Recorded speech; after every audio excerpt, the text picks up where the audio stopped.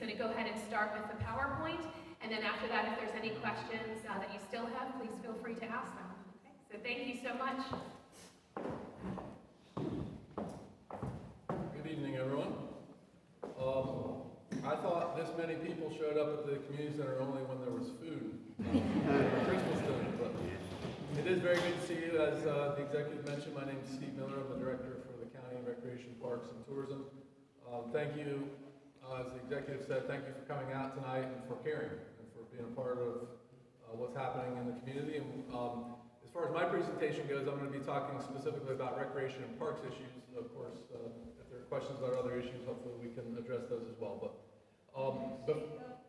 yes, can you hear me better? Okay, sorry about that.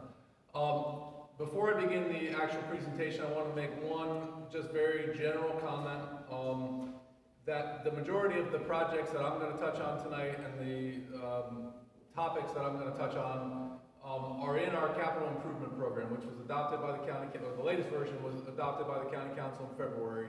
And I say that to point out that many of you in this room, I know a bunch of you, are going to know a lot, maybe all of what I'm going to say or what I'm going to talk about. There may be some who know some and want to hear more, and maybe you have some questions or concerns or things that you want to bring forward, which is great. And there may be some folks here who don't know anything about what's going on, and the reason you're here is because you want to know, and that's good too. So I only say that to say that I'm going to, in the presentation, I'm going to attempt to not assume anything. I'll try to give you as best information, accurate information as I can, and like we said, at the end, I'll be happy to answer any questions. The first topic that I'd like to address is one that I know probably many of you are here to hear about or talk about. And it's caused a little bit of heartburn, I know, is the Cove Road Shoreline Restoration Project. I am the son of a preacher, and I hesitate to bring up a topic with Stephen and stones because I know how that story ends. Hopefully it doesn't come to that tonight. But I want to give you just a little bit of background in terms of what the project is and why the project was done. The shoreline projects, and I'm going to talk about two of them tonight, but the shoreline projects have been on the county's radar for more than a decade. Prior to me being in this position, this was on capital improvement plans as far back as 2013. So this has been on the radar for a long time. The two specific projects that were just completed, one at Cove Road, one at Roaring Point, were reintroduced to the county council in December of 2017. And then there were a number of public meetings, both at the council and other venues, between 2018 and 2022 that specifically talked about these projects. COVID, of course, was in the middle of all that, which we all know that story, but this has been on the radar for a long time. But the main problem that we attempted to address is shoreline erosion, which is happening naturally over time and is of course made worse when you have large weather events. I'm going to show you a picture here that kind of illustrates it, if you can see it. This is at Cove Road. That first line is a light blue line. That's where the shoreline was. This is a picture from 2017, so this is a little bit dated as far as the picture. But that blue line, the first blue line, is where the shoreline was about 150 years ago. The second line, which is closer to the shoreline, the dark blue line, is where the shoreline was about 30 years ago. So you can see the direction that shoreline has been going naturally over time, again, due to tidal influence, but also due to storm events. But you can see clearly the direction that things were going. If you average it out, it varies year to year depending on the weather and events and things that happen. But if you look over a long stretch of time, period of time, it's about a foot a year that we're losing in terms of shoreline at Cove Road. So what we did is, and again, this is years ago, but we consulted with Department of Environment, the Army Corps of Engineers, Department of Natural Resources, people who do this type of thing for a living. And one thing seemed very clear as we were looking not just at this picture, but other data and whatever else. One thing seemed very clear is that if we did nothing, it was very likely that we were going to end up at some point with a parking lot at Cove Road, and that's it. And we didn't want to see that happen. So we acted, and we consulted with them, and the breakwater system, which is those rocks that are out there to protect the shoreline, that was what was recommended by those folks. and that's what's now in place. Now, does that change the look and the feel of Cove Road? Absolutely, of course it does. We know that. Does it mean it's going to be the same? It's not the same, and we know that. But what we were facing, and the decision that we were facing and trying to be responsible to make, is that we felt like if we do nothing, this is not going to correct itself, and this is the direction that it's going to go. We were going to end up with zero beach, and we're going to end up with a parking lot, and we didn't want to see that happen. So we acted, and the intent, and I just want everyone to hear this clearly, the intent was not to destroy or to ruin anything as far as public beach or your enjoyment of the beach. The intent was to preserve that so that not only you, but the next generation, your kids, your grandkids, would have public space to be able to utilize. So I think that's an important piece of that project, and certainly we'd be happy to answer more specific questions about that at the end, but that is the intent of that project, was to preserve the shoreline. That brings me to a related second topic, and that is the Cove Road demolition and expansion project. So many of you know this, but we acquired, adjacent to the existing Cove Road property, we acquired that adjacent property, which is going to double the amount of beach space at Cove Road. Our long-term goal is to integrate the old property and the new beach, and there's no D in that, by the way. So a couple of you perked up when I said that. The old beach and the new beach, when you put those together, you're going to end up with more than double the sand beach access than what we've had in the past. So the first task at hand, if you've been back there recently, the old houses and sheds are in horrific shape back there. There's been vandalism. So one of the first things that we have to do is to demo those houses and to clear that space. And that's more than a notion. There's asbestos shingles and whatever are on the siding, so we've got to remove all that. So that process is happening. Where's Joe? I lost Joe. Where'd he go? Dickerson. There he is. Hey, Joe. The mayor. We're working with the local fire department. So the fire department was gracious enough to assist us in the demo. They're going to be able to burn part of the structures, which will save us some time and money in that process. And then in the meantime, until that happens, the fire department, some of their young volunteers are utilizing those buildings as training facilities. Abandoned buildings can be good training facilities, so in the meantime, they're using that, which is a good thing. So until that happens, that's helping the fire department as well.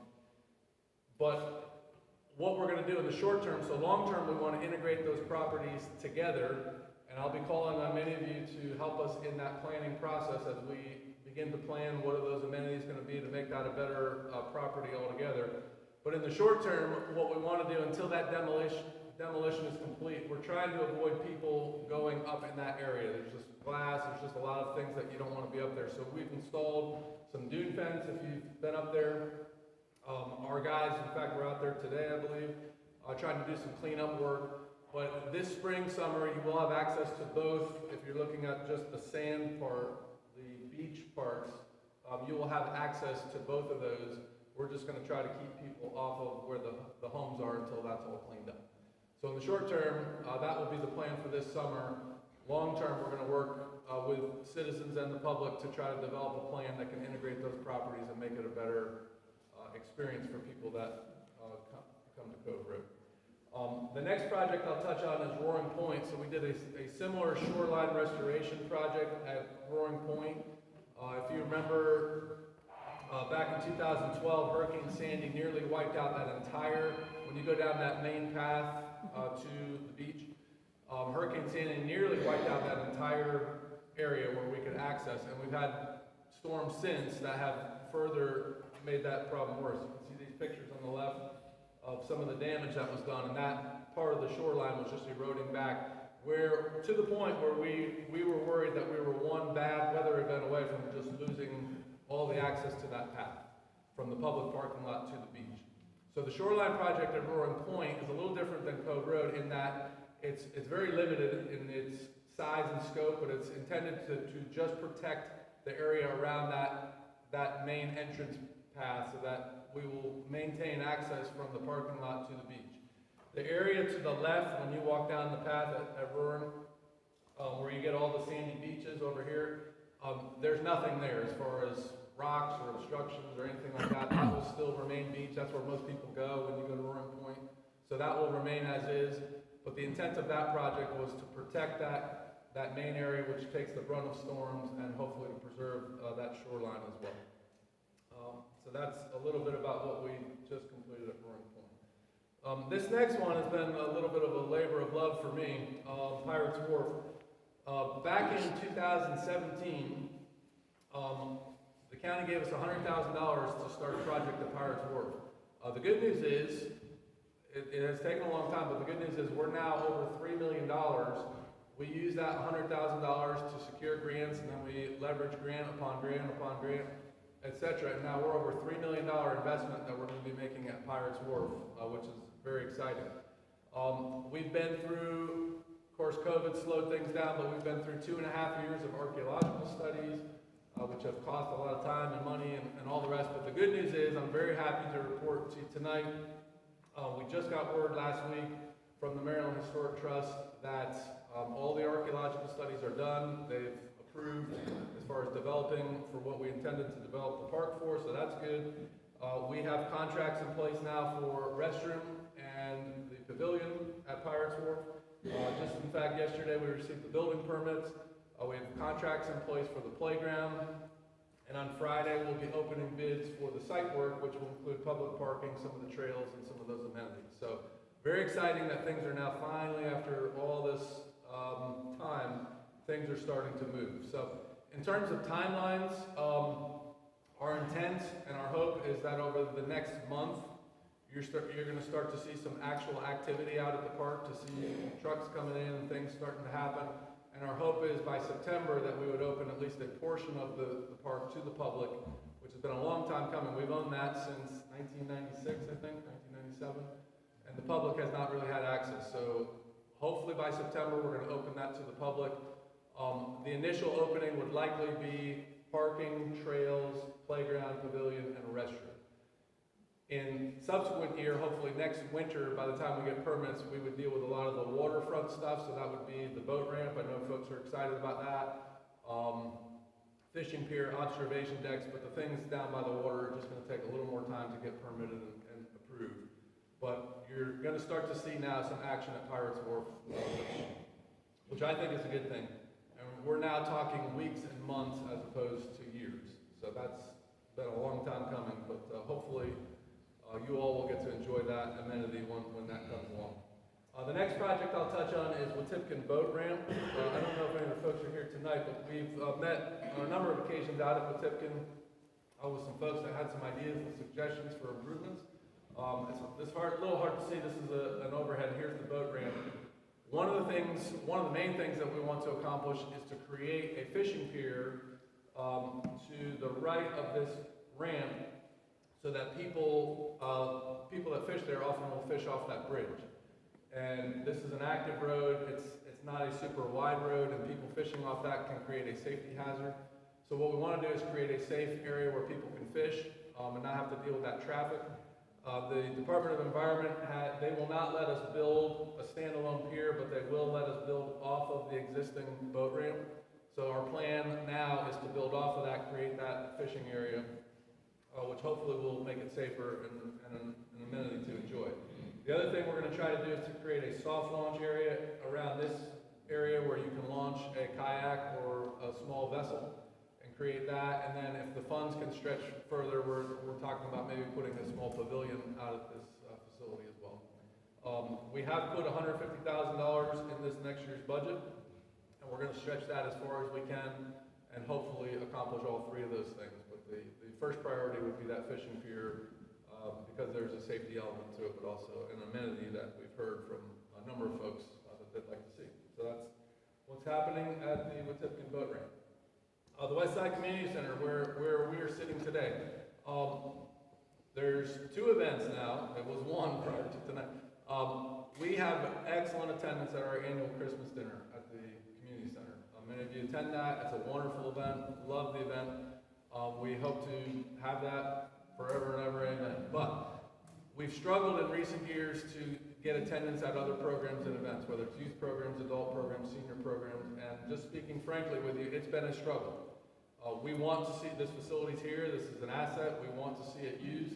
And it's been a struggle to get people in the door to participate in whatever activities are happening. So one of the things we are doing is we are working with a local group of very active, your neighbors, active community members who are considering forming a nonprofit and considering working with the county to have a lease agreement where they could come and do a lot more programming in this facility, which would open these doors a lot more often and create more programming and things to do in the community. So that's a work in progress. That is, we got a ways to go before we get to the finish line, but we're trying, and we've been trying for a number of years to figure out how can we better utilize this space so that we can get this kind of turnout.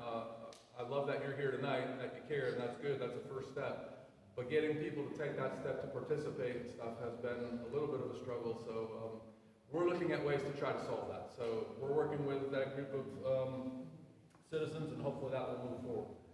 The property we refer to as the West Metro Core property. This is on Lebanon to Shield Road, Lebanon to Shield, Rockawalken. This was purchased as a 100-acre property that was purchased back in 2009. For the last 15 years, that property has just sat. We farmed it, so we've had a farm lease out at the property, but it was purchased with the intention of building a public park. County executive has been very supportive of this project. We met with the folks that have developed a draft plan of a master plan, and I'm gonna give you some breaking news tonight. This shows you how much I love the folks on the west side. Some breaking news. We're going to be announcing, we haven't announced it yet, we'll probably announce it tomorrow or Friday, but announcing a date for a public meeting to talk specifically about this project and to view the draft of the master plan and to get public feedback as to what that property could be in the future. So act surprised when you hear it tomorrow. It'll be April 25th. So, but we hope to, we'll make that announcement, but that'll be an opportunity for the public to give input as to what happens at this property. But one of the nice things about this property, the potential that's there, is to really serve the center-west portions of the county. I call it kind of the Winter Place West. Winter Place Park serves kind of the center-east, and this has the potential to serve the center-west of the county. So that's another opportunity that we're pursuing. Another project that we're working on is a county-wide, but this would certainly affect the west side, is a county-wide soft launch master plan. We've been working with the State Department of Natural Resources for the last 2 years. And what we're trying to accomplish with this is this would include both county and municipal sites, but we're trying to identify all the places in the county where you can launch a kayak or a small vessel and create a master list, an inventory of everything that we have, both county and municipal, identify potential new sites. So if there are places that are not launch sites where there would be great launch sites, to identify those, and then to integrate in a meaningful way how you can connect those together so that people that either visit or live here that want to enjoy our waterways, they would have a place to go where they can see how those assets connect to each other. So we're working on that plan with the state. I hope in the next 6 months we'll have something that we could present, but that's a work in progress as we speak. San Domingo Park, this is never clear as to what's considered the west side. This has been one of the mysteries of life for me, but San Domingo Park is one we've included $100,000 in next year's budget to invest in San Domingo Park. We're planning to redo the basketball court there and also establish some new perimeter fencing at the park. Cedar Hill Marina, a number of things have been done at Cedar Hill over the last several years, including the bathroom renovation where we completely renovated that bathroom and also expanded that. A new playground, bulkhead restoration. Over the next 3 years, we have plans for another $1 million plus in improvements at Cedar Hill. And that includes final restoration of bulkhead that needs to be updated, replacement of the boat ramp, and some renovations and improvements in the parking lot at Cedar Hill. So that's very exciting. At Nanticoke Harbor, we completed most of the bulkhead renovations that we had planned there. But we had some meetings with some of the users. A lot of the users at Nanticoke are commercial, fishermen or whatever else. So we've had some meetings and got some feedback as to improvements we could make at Nanticoke. I'll mention a couple of these, but with the executive support, we're proposing in this year's budget to create a 6-month lease option. So typically people rent by the year to lease a slip at the harbor or at Cedar Hill or at Nanticoke. So we're going to propose, you can do the year option, but you can also now do a 6-month option. So if you only want to lease for the summer, or you only want to lease for the winter and you're a workboat, or whatever the situation is, this would give the users additional choices, which I think is never a bad thing if you have more options and more choices. So we're proposing that in this year's budget, both at Cedar Hill and at Nanticoke, that folks would have more options. We're also exploring adding electric, and we have not gotten a cost on that yet, so we don't know how feasible it is, but we're looking to add electric at Nanticoke, which would be certainly an improvement and would enhance the value of a slip there, particularly for workboats and others that use that facility. So that's something that we're exploring. We don't know, again, financially how feasible it is, but that's something we're looking into. Speaking of the harbors, we have dredging projects at both facilities over the next few years. Typically, and Heather might know more about this than I do, but typically the harbors need to be dredged every 5 to 7 years, depending, to keep them accessible for boats. So that time has come, both at Cedar Hill and Nanticoke, so that's something we're looking at. One of the challenges in doing those projects is that our current dredge site location in Cedar Hill is just about at its capacity, so you have to have a place to put the dredge material.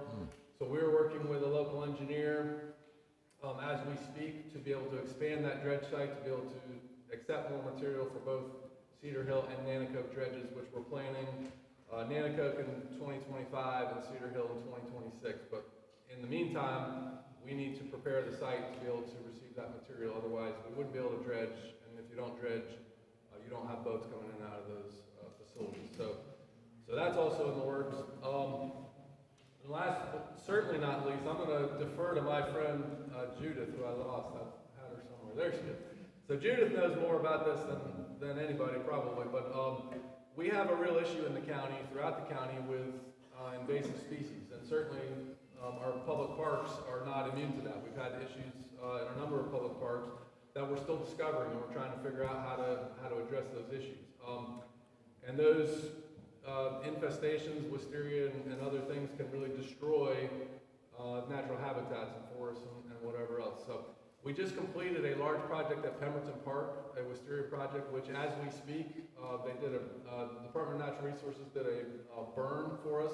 All the debris was piled, and they started that burn today, so that's probably got embers as we speak over at Pemberton on that. But that's the initial objective was to try to clear it out, and now we're starting a treatment program there. We've also started a treatment program just this past winter. We're working with Heather and her team, the State Department of Agriculture, to try to start a spray program at Cedar Hill to deal with some of the issues that we know exist at Cedar Hill, and we know that it exists in other parks. So our guys are getting trained in how to deal with that, and how to spray, and how to identify invasives and all the rest. So that's a work in progress. My focus is on the parks. I know there's a focus county-wide on that issue as well, so that's something we're doing as well. So there's a lot, as you can see. I tried to focus on the major projects that are going on the west side. I will tell you, if we look county-wide, you can multiply this by another 4 or 5. Like there are dozens of things every day that we're doing. But I hope, and again, we're happy to answer questions and hear concerns and hear feedback and whatnot, but I hope you can see by the list the things that we covered, that time and energy and resources are being invested in the west side. We care. We do want to see this be a more attractive, a better place to raise a family, to enjoy the parks, and to welcome visitors that come to the west side as well. So with that, I would pass to the county executive. We'd be happy to answer any questions, and I do thank you again for your presence here and for being a part of this. Thank you. And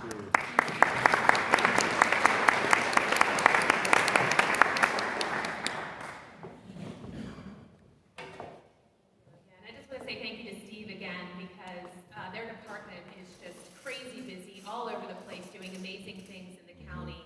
And he was talking about Pirates Wharf. One of the best things that I did was sign a contract that had been sitting in the executive office for 1.5 years, and so that was great that we had everything we needed from the health department and getting things ready for Pirates Wharf. So I know this was a lot of recreation, so like he said, rec and parks. So if there are concerns that you have that weren't addressed here, or if there's another topic that you think that you would like to bring up to us or make us aware of something, we would love to hear from you. So feel free to just, I guess, stand, and then if you want to say, ask your question, feel free. Let's go to the bathroom. What's the what? I didn't hear what you said, the codes? The code. The code. They can't get in the bathroom. No one can get there.